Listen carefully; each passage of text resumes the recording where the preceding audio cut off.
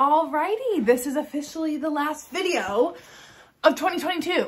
So let's get comfy and let's get ready to wrap up all of my books that I've read so far in December. The 29th when I'm filming this because I want to put this up tomorrow. Okay, so I probably will still have like 2 more books added to my total for this year, but obviously I want to film this and get this up for you guys. So I think as of right now, I'm at 18 books this month.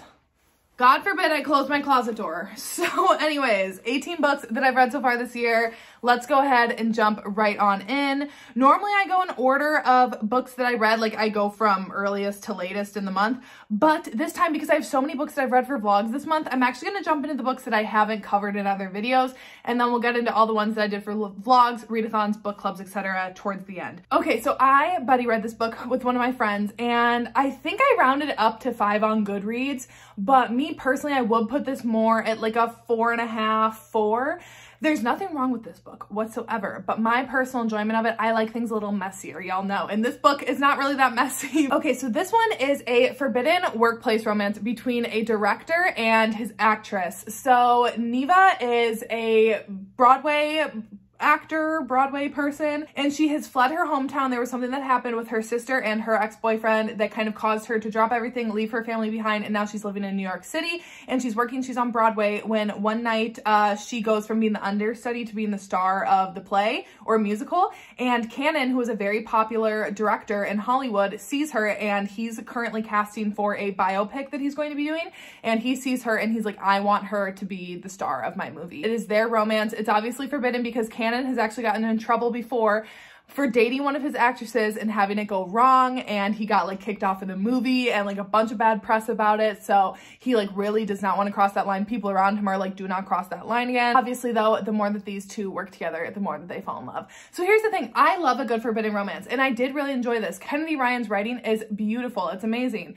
Here's the thing for me, these two were so like mature and they worked through their problems so well and everything just kind of worked out. And I don't know, Cannon was like legitimately perfect.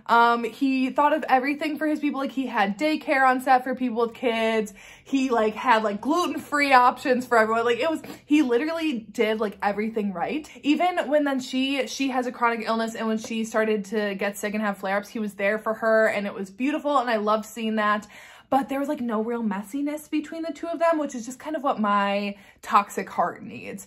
But this was a really beautiful book and I did really enjoy it. So yeah, I would definitely recommend it, but I'd still say not my favorite by Kennedy Ryan, but still did really enjoy it and would recommend it. Next up, I read The Game Plan by Macaulay Smeltzer. So this one is a college sports fake dating romance. So our heroine in this one, she's starting her freshman year at college and she ends up bumping into this one dude on campus when she's out walking around, and he takes her to Target. Like she doesn't have a car, so he like takes her shopping and they kind of like hit it off a little bit. And turns out that he is a very successful hockey player who is currently on suspension from his team. He did have an injury, but he's recovering from that, but he also was suspended for some behavior and different things. His coach kind of has it out for him. So he is back at the university that he attended and is training with his old coach and the hockey team there just to kind of like get back on his feet before his suspension is up. His problem is in the media, he is known as being like this womanizer and he needs a fake girlfriend to kind of clean up his image,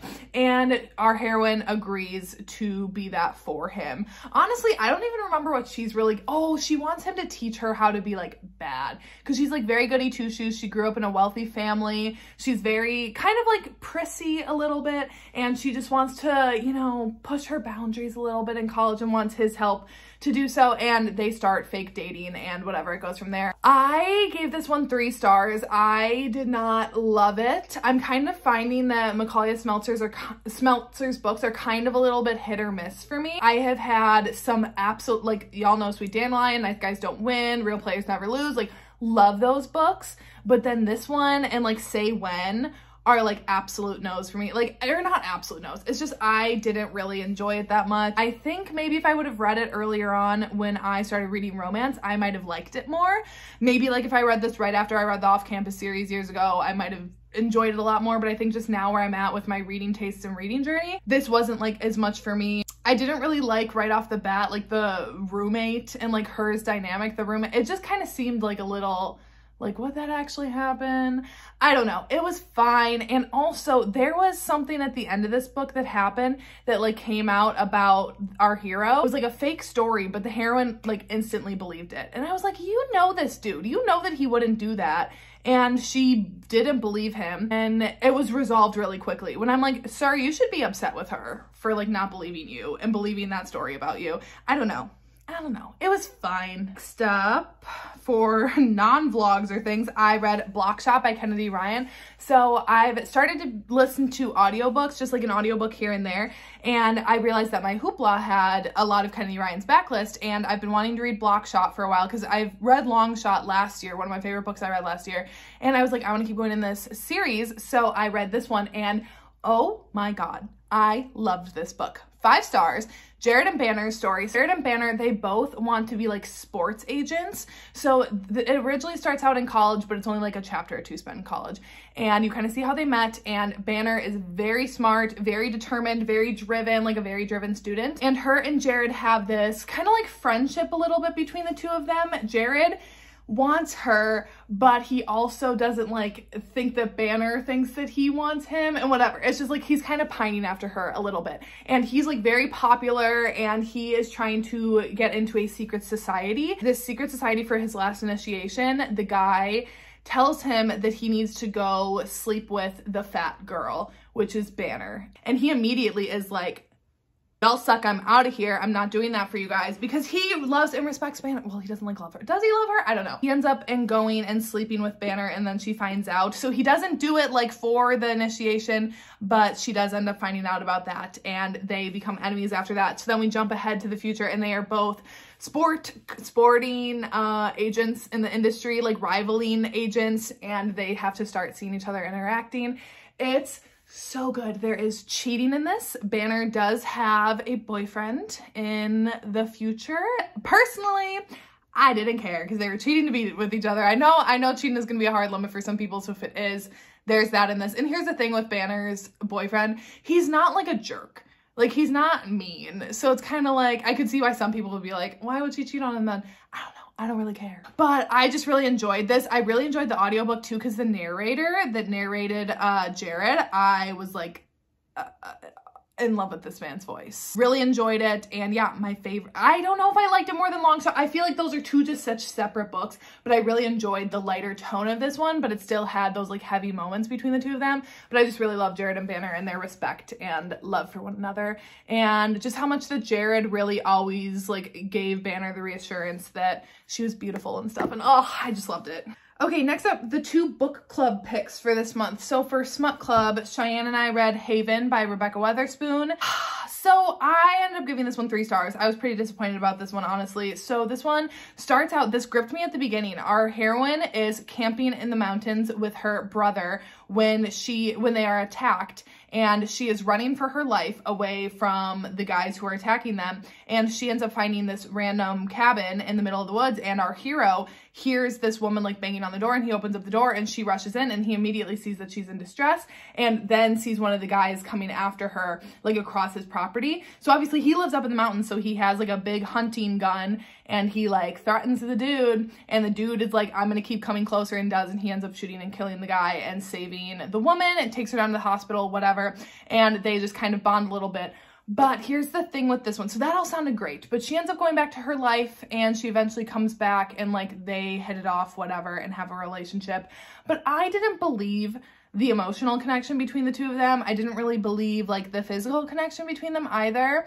And it's called the Beards and Bondage series. So and they would talk a lot about certain things that they wanted to do with each other, because he's a dom, and he made it very clear to her that like that's what he wants. Like, he wants a submissive, and she was like, I want to be that for you. But here's the thing, it felt like kind of vanilla-ish to me, honestly. And I just think then like I had just had expectations because of the title. It was fine. Like, if these two wouldn't have ended up together, I wouldn't have cared. Like, the beginning really had me intrigued, but the story itself just kind of like lost me. I just wasn't like obsessed with it. And then for Out of Bounds, we read The Madhouse by Liza James, and this one I loved. I ended up giving this one 4 stars. So this one follows Cedar and Ophelia, and they are stepsisters. And at the beginning of this book, Ophelia has killed their parents with an axe, and she is in a mental hospital, and Cedar gets a call and is like, hey, do you want to come pick up your stepsister? And Cedar has actually been searching for her sister for years and years because they were raised in a very, not like a cult, I mean, is it a cult? Like a very, very religious group. And Cedar had ran away when she was younger. She had to, and you find out why. And she has been trying to find Ophelia to get her out of there as well. But then when she finds out Ophelia killed their parents, she was like, okay, sweet. So she goes and picks up Ophelia. But even though Fee snapped and killed their parents, she's still very much in the mindset of the cult, of like the religious beliefs that she had been raised with. She has like a monster inside of her that is like fighting to come out and fighting against everything that she's been taught and raised to believe. But then she also has that other part of her that is like holding on to those beliefs, because if she doesn't have those, then like what did she grow up learning? Like what was her entire life then, kind of? This was just really, really good. I didn't necessarily like feel super connected with the characters at the beginning. I felt like it was kind of hard to get a grasp on them, but around like the 40-50% mark was when I really started to like get connected with them and started to like really get into like their heads a little bit more, and I liked that. There were certain moments of this book that really shined to me, and then there were certain moments that I kind of felt like could have been cut, because it is like fairly long. It's about like 450 pages, and it's the first book in a duet, so it does leave on a cliffhanger, which I'm very excited to see where it goes from there. But there were certain parts in here that I don't necessarily feel were like super necessary, but overall I really liked the story, and I'm just really loving like the dark sapphic vibe that Liza James brings, and like the depth to these characters that she brings that I feel like I haven't really found a lot of other sapphic books, because a lot of them are like lighter ones that I've read, but I'm really enjoying like this dark, edgy, gritty vibe that she has in her books. Very dark though, definitely check triggers on this. She has at the beginning of her book that you can check her her website for the full triggers, and I didn't do that going in because I don't like to know. But one thing that I wish I would have known, which I did check on her website and she does have it listed in the trigger warnings, is animal cruelty in this. That was tough to read. I don't vibe with that. But, you know, at least it was listed in the trigger warnings. Not a lot of authors include that in there, so props to Liza James. If I would have looked up, I would have seen that. Okay, now we're down to all the other things that I've done for the month. So, I finished After We Collided, After We Fell, and After Ever Happy.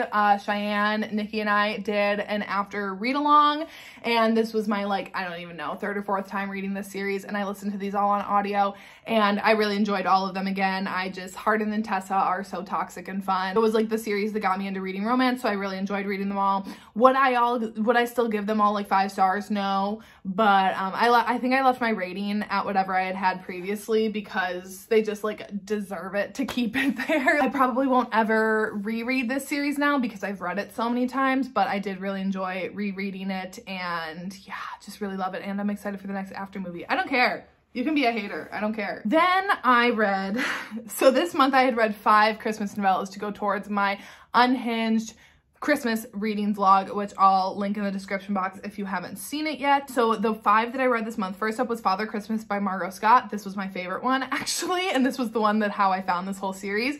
So this one, our heroine, she is pregnant from her dad's best friend, but they had like a one-night stand kind of thing, and then he ghosted her, so she has not told him or anyone else that she's pregnant, but she's going up to this cabin with her family for Christmas, and she finds out that the hero is going to be there, and it's going to be the first time that she's seen him since then, and she has to deal with letting him know that she is in fact pregnant, and the rest of her family knowing that she is pregnant. Then V Card for Christmas by Hope Ford I read so many, I'm trying to keep them straight. I think this was the one where our hero, he agreed to go to a Christmas party for one of his clients, and he needed a date, or he needed someone to fake be his wife, because he had told the hosts that he was married, because the host's wife was always like hitting on him, so he told her that he's like married. So then he brings his new neighbor with, and I think in exchange for that, she gives him something special for Christmas. I don't think I liked this one. Then Unwrapping His Package by Fiona Davenport. This one, it's a college one, and our heroine, or our hero, has spotted our heroine in like his sophomore year of college, but he's trying to get into like Harvard Law, so he's like, I have no time for a girlfriend, so he actively spends 2 years keeping men away from her, and now it's like senior year before Christmas break, and he has some time, and he finds out that she's not going home for Christmas break early, and that her sorority sister set up a Santa stripper for her, and he's like, oh hell no. He calls and cancels the Santa stripper, and then he shows up as the Santa stripper, and they fall in love. Step Santa by Logan Chance was my other favorite of the vlog. So this one, our heroine, she is going to visit her mom for Christmas, because she found out that her mom ran off and got married after 3 weeks of knowing this guy, and she is now going home to meet her new stepfather, but she ends up driving off the road into a ditch. This hot man happens to stumble across her, help her out of the ditch. They go their separate ways, and turns out that that is her new stepbrother, and they end up falling in love. But here's the thing, at least this one took place over 3 weeks, so I kind of felt a little more believable when they said that they loved each other versus the people who were together for less than 24 hours and were already in love. So kind of vibed with that one. And the last one that I read this month was Coming Down Her Chimney by Shaw Hart. So our heroine in this one, she loves to decorate for Christmas, and she notices that one of her neighbor's house doesn't have a lot of lights on it. So she goes and knocks on his door. He doesn't answer. So she just decides to take it upon herself, get up on his roof to put up a bunch of Christmas lights. And when she's up there, she accidentally slips and falls down his chimney. And turns out our hero was home. He just didn't feel like answering because he's a recluse. And when she falls down his chimney, he's instantly like, "You're my Christmas angel," and falls in love with her. Yeah, I read all of those. I'll link that vlog down below. So if you want to spend some time watching that, you can. Other things that I read for vlogs. So I did a Reading Sophie Lark for the first time reading vlog with Cheyenne. So we both read the first 3 books in the Brutal Birthright series. So first up is Brutal Prince. Obviously, you can check out that vlog to hear all of my full thoughts about them, but I loved Brutal Prince. I gave this one 5 stars. They're all mafia books, and this one follows Callum and Ada. And they are from rivaling families, and there are some tensions and some incidents that happen that then their fathers arrange the 2 of them to be married. So Ada is the only girl in her family, and Callum is the youngest son in his family. So it's in both families' best interest if they combine forces and not lose any more people in their kind of like battle against each other. So they end up becoming betrothed, but they absolutely hate each other. And Ada tries to actually poison and kill Callum on their wedding day by eating strawberries that he's deathly allergic to. It's amazing. I loved the hate to love. I love Sophie Lark's writing. Like instantly, I was just gripped by all 3 of these books from the get-go. And I just really feel like her writing flowed really well. It read quickly. Like they're very easy to read. They're fun. This one did have a plot that like I wasn't obsessed about, with like Ada's ex coming into the picture. And like I was kind of like, dude, you're just like annoying to me. But I did really enjoy mostly their romance, and she's just such a badass. So yeah, really liked that one. And then Stolen Heir is the second one. So this one follows Mikolaj and Nessa. So Mikolaj is a member of the Polish mafia, and he is also a rival of Callum and Ada's families. I don't remember who kills Mikolaj, the head of Mikolaj's mafia, and like his surrogate dad, because like not his biological dad, but like his mafia dad. They end up killing the butcher. That's his name. I think does Dante end up killing him, who's Ada's brother. Okay, the garbage people are here. Of course they are. So I'm gonna try to quick get through Stolen Heir, and then I'll pause until they're gone. So anyways, Mikolaj wants to like make them hurt as much as like he's hurt. So he ends up kidnapping Nessa, who is Callum's younger sister, and is like just like innocent goody two shoes ballerina, like really stays out of family business and kind of like naive to what her family does and like the business that they get into. And it's like a Beauty and the Beast inspired, and I really liked this. There is always a point that I hit in captive books where I get sick of being held captive with the captive, where I'm kind of like, get me out of this house and like get me out of here. But I did hit that point, and then we got past it, and I loved the ending. I loved their relationship progression. I felt the love and respect that the 2 of them had for each other, and I ended up really enjoying this one. And I also gave this one 5 stars. They're pulling away finally. That took a while. So back to Sophie Lark books. So then lastly, I read Savage Lover, which is the 3rd book in the Brutal Birthright series, and I was the most nervous, I guess, for this one because I have heard like nothing but bad things from people about it. And Cheyenne was she was like ahead of me when we were reading these books, and she had started Savage Lover and she loved it. And then like she said, by the 30% mark, it went like off the rails for her, and she ended up really not liking it. I think she only gave it 2 stars. So I was sad because I really wanted to love this one because it's like street racing and like Fast and Furious-esque, which I love. So I went into it with kind of low expectations, but I was really excited. Nero for our hero. Nero the hero? Is that how you say it? Nero? I don't even know if I'm saying that. I don't know if I'm saying a lot of these names right. He is one of Ada's brothers, and I have been the most intrigued by him throughout the first 2 books. So to find out that he was getting his own book, I was very excited for that. And let me tell you, this ended up being my favorite book out of the series that I've read so far. I loved Nero and Camille. So Nero is, obviously he's a part of the mafia, and he's this bad boy. Like he drives classic cars and he like races, and he's just like, he just seems like a cool dude, you know, just like cool Camille vibes from him. And Camille, she still lives at home with her dad. Her dad is very sick, and she kind of raises her teenage brother, half brother, and she works in the garage to kind of like keep them all afloat. She also loves cars. She also loves car racing and things. And she ends up seeing Nero out at a party. They end up kind of connecting and whatever, but it isn't like instantly liking each other. It is a little bit of like a, not like hate, but maybe like dislike or distrust to loving. Nero definitely has a reputation of being a womanizer, and she's not about to like be another woman on his checklist that he's been with. But the main plot of this book is Nero ends up trying to pull a bank heist because his family needs some money to fund some projects. So Camilla's in with like this shady cop because like she covered for her brother who was dealing some drugs. So now she's like kind of working as like a rat for him a little bit. So there's also that side plot line. I explained this really poorly, but I just really loved this book.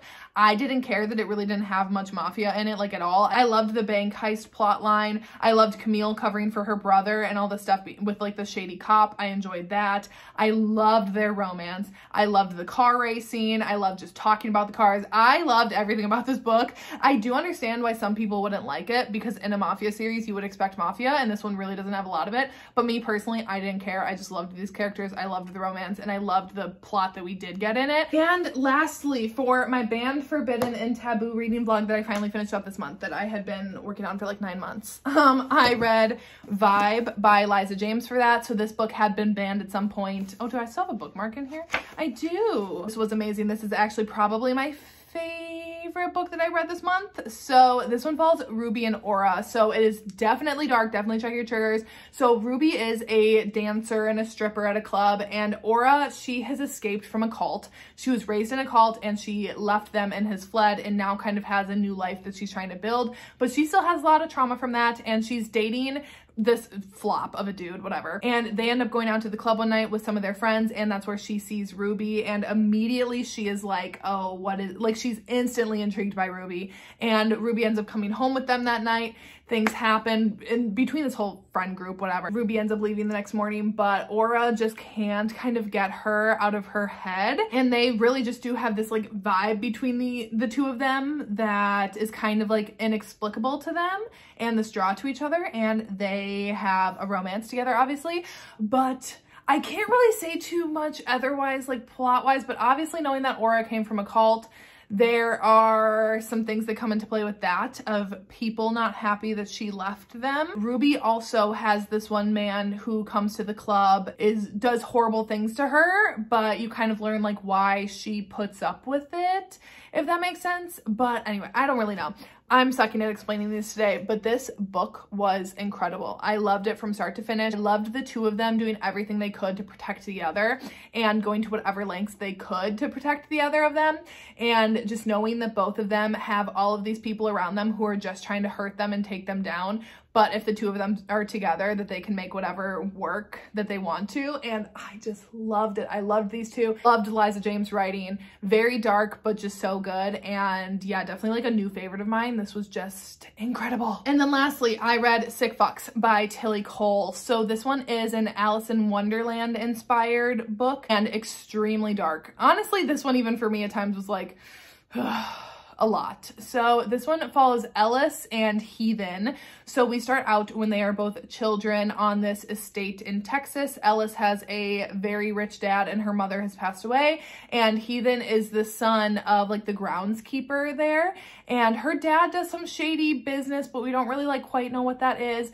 until Heathen turns a certain age and his dad ends up dying, and his dad signed over custody to Ellis's father. Heathen starts being abused by these men. And then Ellis, when she turns 10, she now also starts getting abused by these men, and he then tries his best to not let that happen, but obviously he's only a kid, and he is taken away and locked up in this tower where like rich people can send other people there that they just want to like disappear and not have anyone like really ask any questions about where they are. Then jump to the future. I think it's like 10 or 11 years later now. They're both in their 20s, and Heathen, now Rabbit, has broken out of this tower and is ready to find Dolly, who is Ellis. and he's ready to track down his Dolly and bring her to safety. And when he finds her, he realizes that she is not the same person that he left behind. So it is very dark. This one is banned on Amazon. I think you can buy the paperback, but you cannot buy like the ebook. It's not in Kindle Unlimited. This one is just, it's very dark because it's very graphic in what is done to them as children and then also as adults. So basically then the plot is later in the future, they're like tracking.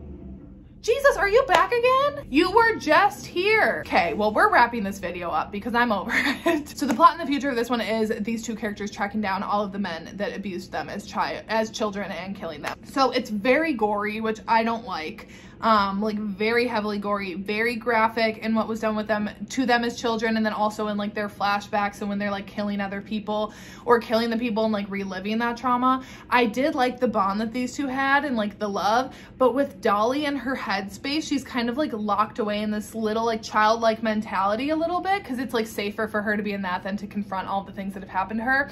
So that made some of their like scenes together like a little hard for me to get past, but I don't know. I definitely wouldn't like actively recommend this book. So anyways, sorry, there's gonna be background noise, but I'm over them coming right now. So anyways, that is it for today's video. That's my last video for 2022. In January, I'm going to be back to 2-a-week uploads. I only had to do 3-a-week uploads in December because I planned poorly. So anyways, I hope that you have a great end of your year and I will see you in the new year.